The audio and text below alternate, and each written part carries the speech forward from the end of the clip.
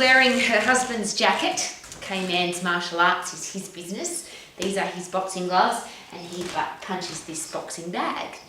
It doesn't matter what I do the same as K-Man. I'm not going to be K-Man. I'm not going to be a world champion martial artist. I can do the same things that he does, but I'm not going to be him. And I share that with you because there are a million diets and exercise programs on the planet, and lots of people talking about how good they are. You should eat this way, you should exercise this way. But just because somebody looks a certain way because they do that exercise program or eat a certain way, doesn't mean it's going to work the same for you. Would that be fair? And I always use this example. If we put 100 people on exactly the same eating plan and exactly the same exercise program at the same time of the day with the same number of calories, with the same percentages of macronutrients, with the same number of sets and reps and all the things that people talk about when it comes to eating and exercise, at the end of 6 weeks, 6 months, 6 years, those 100 people are not going to look the same because we're all different. So before you take on somebody else's exercise program, now I can be inspired by K-Man. He's a world champion martial artist. He's an old man technically, and he's still fit and strong and healthy and competes at the top level. And I can be inspired by that, but I'm not going to be that. So why do we want to, and this is something that's been a part of my life the whole time I've been an exercise professional, people will come and say, I want to have those biceps, or that person's abdominals, or that person's legs, or I want to be as fit as that particular athlete. We have different genetics, we have different families, we have different cultures, we have different likes and dislikes when it comes to food. We obviously have different metabolisms, different amounts of muscle versus fat. We're all different. So why do we want to be the same as somebody else? And that's probably the most important question. I often hear this expression, and I don't like it because I don't like the word best, because to me best means that you can't get any better. But you'll often hear the best version of yourself. So if you want to be the best person that you can be, the fittest you can be, the strongest you can be, the healthiest you can be, the mentally toughest that you can be, why would you copy somebody else? Be inspired by, yes, but if you learn your anatomy and physiology, if you learn how your own body works, that makes it really simple to understand why somebody else's eating and exercise plan won't work for you. And I always ask the question, if somebody's eating a certain way, what if you don't like what they're eating? Why would you waste calories on food that you don't like? What if what they are telling you to do includes you can't have, mustn't have, don't have, shouldn't have the foods that you love the most? Why would you cut out the things that you love to eat just because somebody else says so? So the thing that I always ask as an exercise professional, if you are one or if you go to one, yes, how do I get the fittest and strongest I can possibly be? How can I get the mentally toughest, have the greatest self-esteem, the best immune system, the fastest digestive system, the best metabolism for me? But how do you customize that to me? So if you are an exercise professional, yes, please learn how the human body works so you can design a program for somebody that gets them the fittest and strongest they can be. But doesn't it have to fit in with their lifestyle, not yours? If you go to an exercise professional and they tell you to eat a certain way and to exercise a certain way, but it doesn't fit in with your lifestyle, there's a real challenge with that, of course. How long will you stick to it for? If you have to count it, weigh it, measure it, cook it, do it differently than the way you're living at the moment. Now you might want to make some changes, but surely you'd like those changes to be customized and personalized to your lifestyle. And isn't that why it's called personal training? Because we're going to design a personal exercise program, a personal eating plan to make sure that you get the personal results that you want. So yes, I come into this great place to train.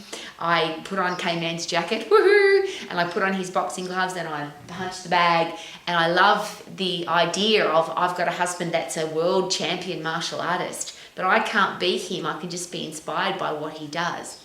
So there's my other question. If you are a parent, a teacher, a coach, a boss, a leader, somebody that has the responsibility to inspire people to be healthy or to be happy or any of the things that make life successful, shouldn't we be living that example?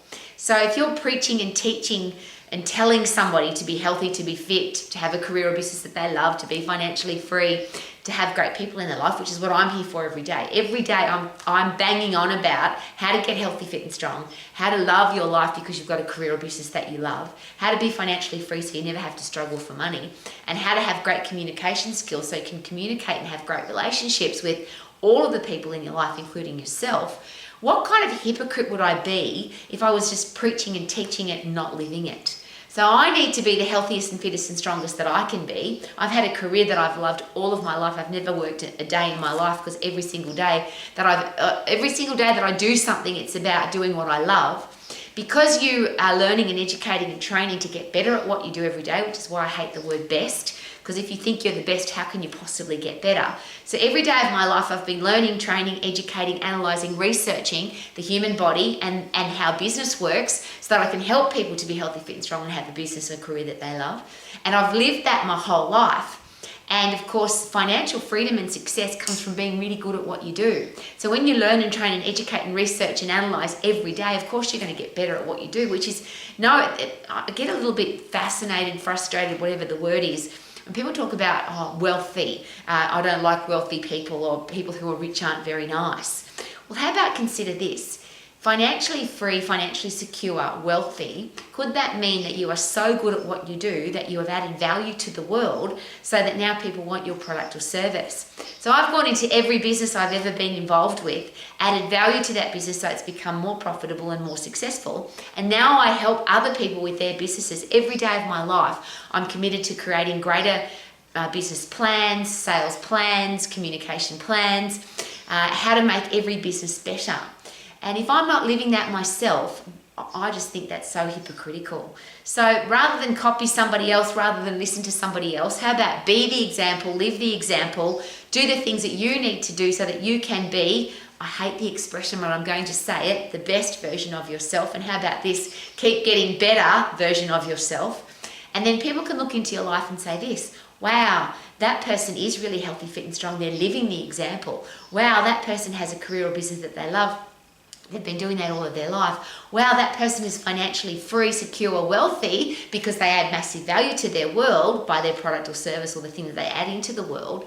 And they only have respectful, kind people in their life, and they are a respectful, kind person that attracts that kind of person into their life.